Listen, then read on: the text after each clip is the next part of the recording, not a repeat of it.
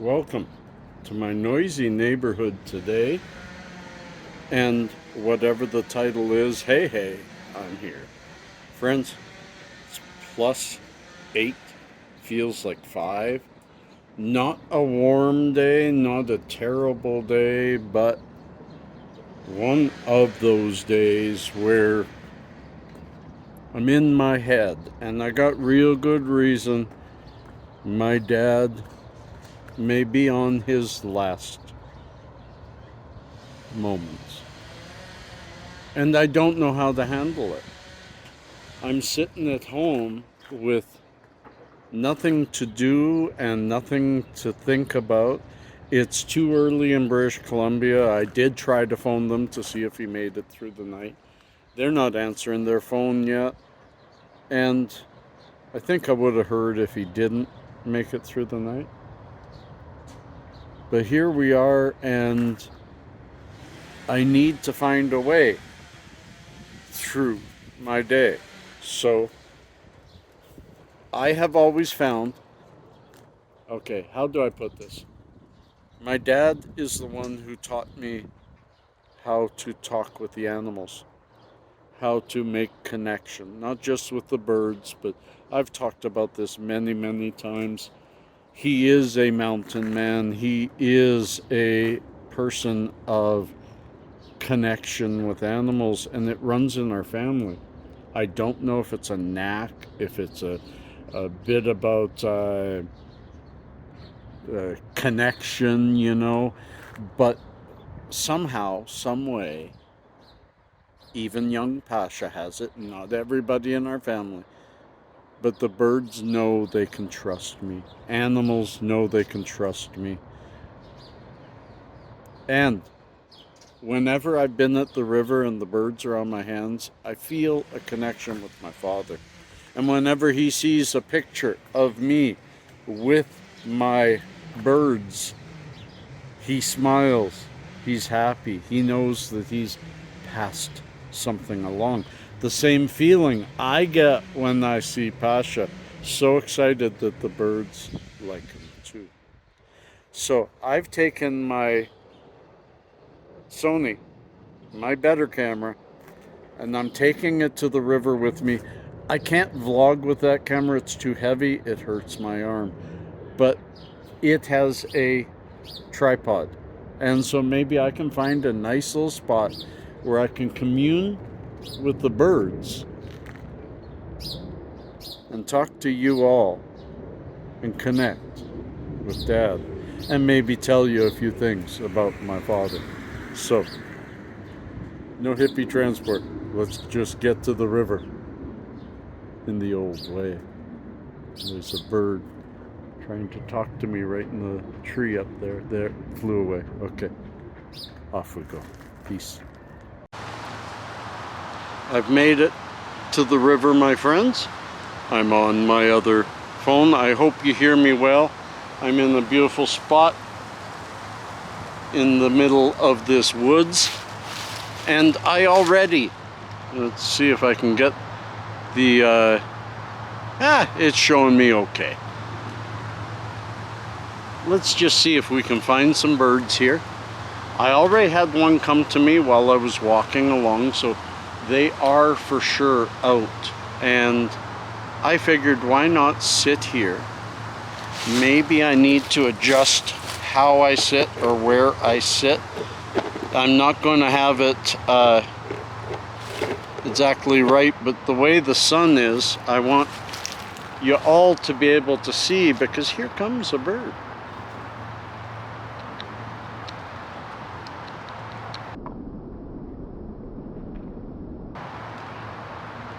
Hi, pretty bird. Yeah. Say hi to my dad. And there we go. I just phoned, just to let y'all know. I just phoned, and my dad made it through the night, which is good, I guess.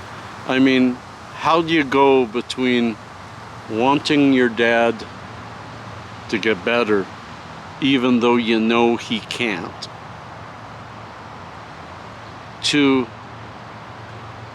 accepting it to the point that you hope he doesn't make it through the night, because that means he can pass quietly on and see my mom, his mom, too. I'm trying not to be sad, and that's why I'm down here. The birds know it. I'm down here to talk to them and talk to you. And here comes my birdie.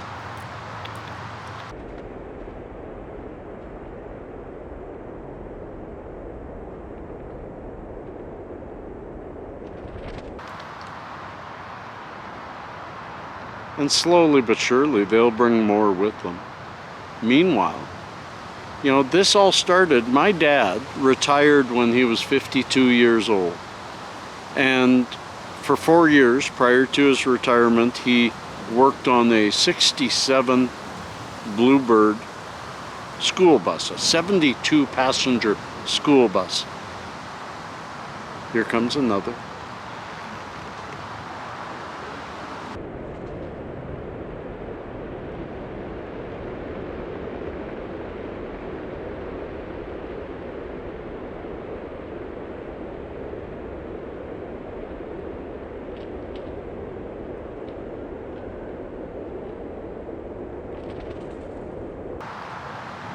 '72 passenger school bus. He raised the ceiling, honestly raised the ceiling 2 feet on this whole 60-something foot bus. And took out all the seats, and it took him years, but he turned it into a home. A beautiful, beautiful home. And him and my mom lived for 25 years in that bus, sometimes moving to different places.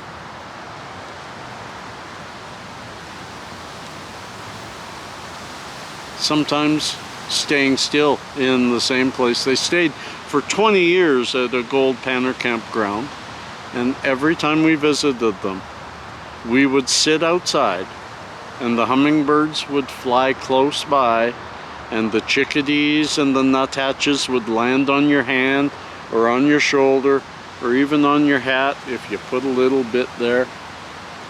I won't, but that would happen. And Dad taught me that all animals want is to understand the patience that's required to deal with them. They see you moving quickly. They see you being overly noisy. They don't mind sound. All animals make sound. They just don't want, there's a nuthatch over there that just may come by. You never know. But that the most important part of being out here and doing all this is to touch base, is to recognize that we are just simply one of these animals that live and share this planet, live on and share this planet. And we have no more right to the resources that are around us than any of these animals, nor any less right. And there isn't necessarily more of us. We're just bigger, and I wouldn't say we're all that much smarter. We just think differently. And we are more dexterous and able to conform our surroundings. But isn't that what these animals do all the time? Always learning to build better nests, always finding better ways to find their food. Like these black-capped chickadees. They're all over the place. And they leave people alone until a person shows an affinity to them. And then they go, oh, I can be friends with that guy. That guy wants to feed me. That guy wants to talk to me. And you can bet that over time, they have memories. It's whenever I wear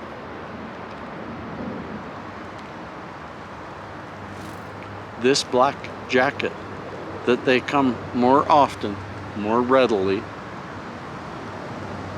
and stay longer on my hand. They have often even landed on the camera itself when there was too many and there's one or two in my hand feeding. One or two would land on my other hand waiting.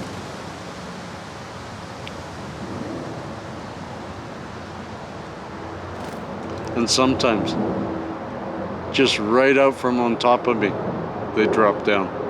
That's just so amazing. And whenever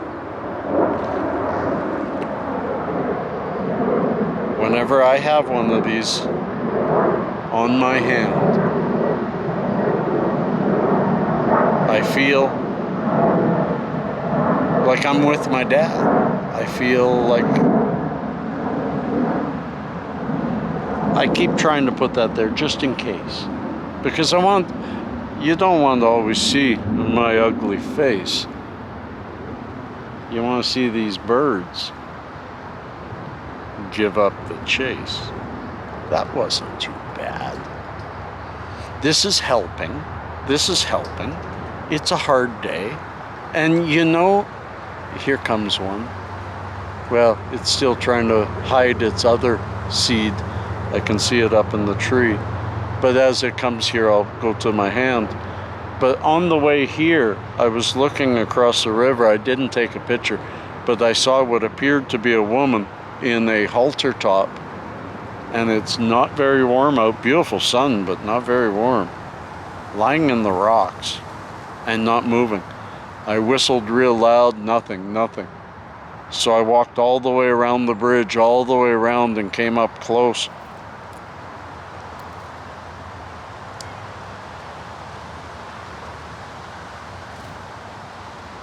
Scared that she wasn't with us anymore. But I got about 20 feet away and I blew the whistle that I've got in my fingers and mouth whistle, and it shocked her, and she looked over at me, and my heart started to beat again, and I started to breathe again, and thank goodness she was okay. So I went to walk away, and she got up and says, "What was that for?" And I says, "I'm sorry, I was just making sure you're alive." And she said, "Well, thank you, I was just enjoying the sunlight." So good for her.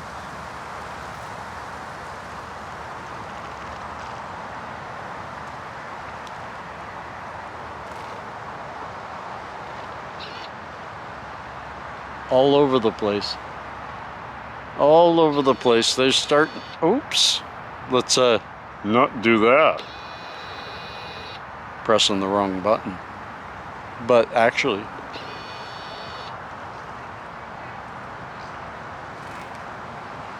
I missed that totally. Okay, cut that last piece. So I'm resting my thumb on the telephoto. It's a Bluetooth tripod. And so if I put my hand in the wrong place, all of a sudden I'm not recording anymore, or you're seeing too much of me. So let's stop that. But next time we have a bird, I want to zoom in. Because if I put this too close to my hand, they fly away without the seed. And I'm here to feed them. To feed their greed. And I know there isn't a lot today. It's probably because it's windy and they're maybe not hanging out in a group, but here comes one.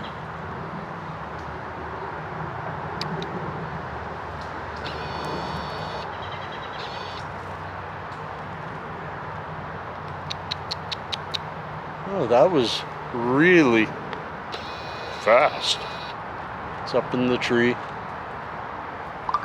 doing what it can to eat it, and I'm watching around to see if there's more.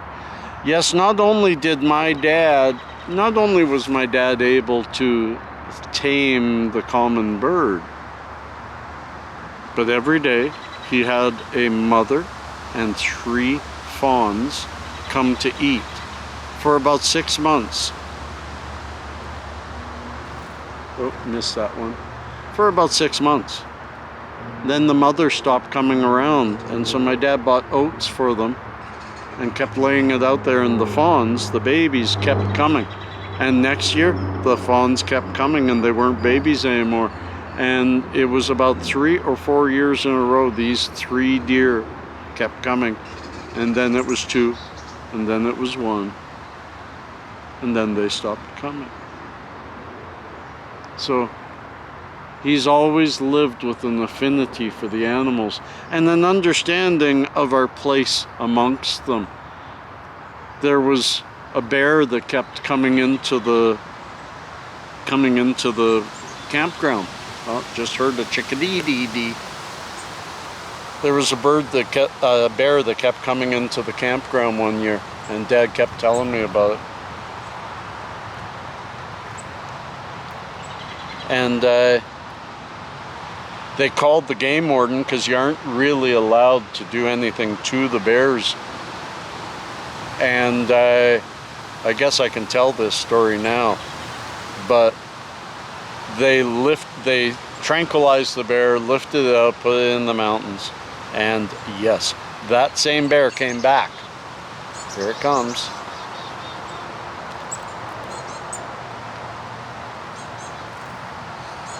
And that same bear came back only about 3 or 4 days later, and it kept getting into the garbage. And the game warden said, the only thing I can say is you aren't allowed to do anything to that bear. But if you have to, bury it. Don't keep a souvenir. So let's just say one morning,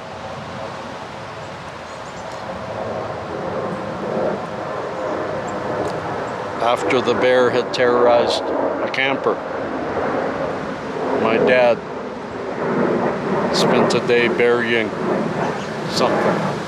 Let's just leave it at that. I'm having a wonderful time here. I'm glad I brought this. This is kind of hard to hold, and I can't take it all the time with me because it's just too hard on my shoulders. But it's a beautiful, beautiful camera, and it's really helping so that I can just sit here. I'm sitting on a log, with my birds, with my seeds, looking for my birds, and here came one. It won't be long.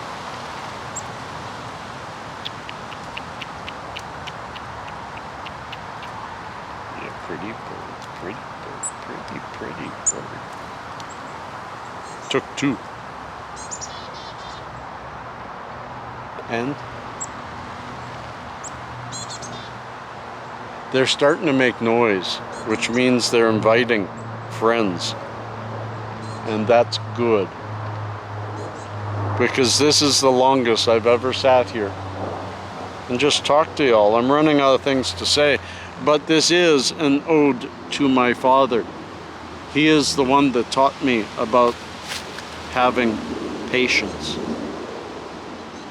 about being respectful, about being friendly as often as you can, even to those you disagree with, even to those you don't like their lifestyle. Always be a loving, caring person, because what you do reflects on you, and you need to have that strength inside to always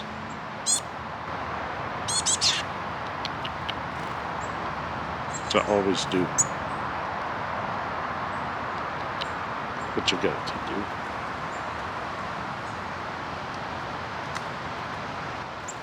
do. That one keeps making sure it gets 2.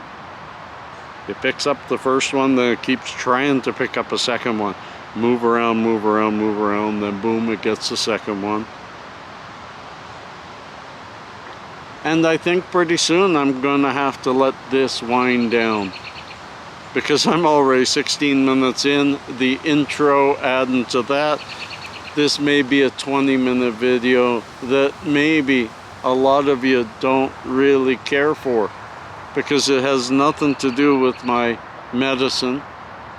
It has nothing to do with that beautiful plant. Nothing to do with the river.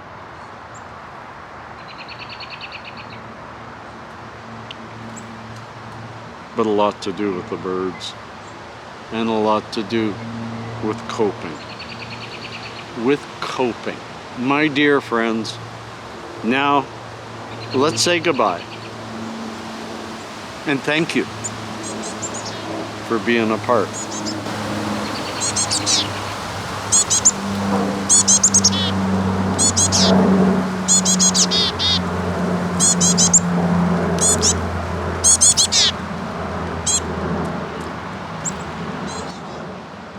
And may your day be as good as mine. Peace and cheers, friends. Love and harmony.